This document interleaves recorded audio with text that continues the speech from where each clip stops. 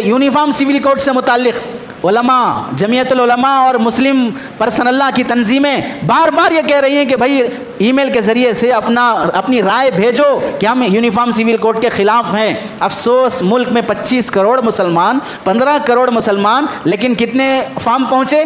1 करोड़ चिल्लर, बस 1 करोड़। बाकी क्या सब गैर मुस्लिम हैं? बाकी लोगों के दिलों में जिंदा ज़मीरी नहीं है? बाकी लोग बेशरम, बेहया, बेहिस बन चुके?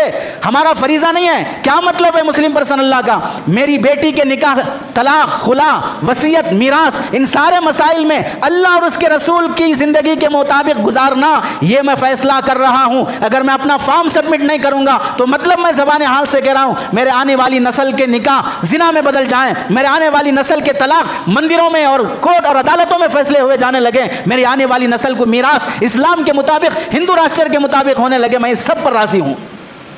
यह मतलब होता है कि अपना फॉर्म सबमिट नहीं करने का।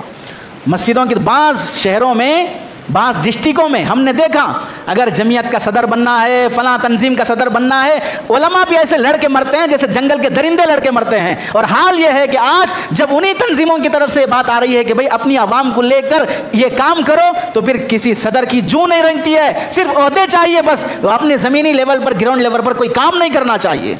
उधर दुश्मन तंजीमें घर घर पहुंचकर उनका वोट डलवा रही हैं, उनका फॉर्म सबमिट करा रही हैं। उधर मुसलमानों को, मुसल्लियों को मालूम नहीं, ऐलान किया जाता है यहाँ पर QR कोड लगा हुआ है, जाते हुए 5 मिनट निकाल कर, नहीं मालूम है तो किसी नौजवान पढ़ने वाले लिखे लोगों को मिलकर सबमिट करो। इतना टाइम कहाँ हमारे पास? चबूतरे आबाद करो, कट्टे आबाद करो और अपनी रातों की तन्हाइयों में गुनाह करते रहो, मुल्क के हालात बदल जाएंगे।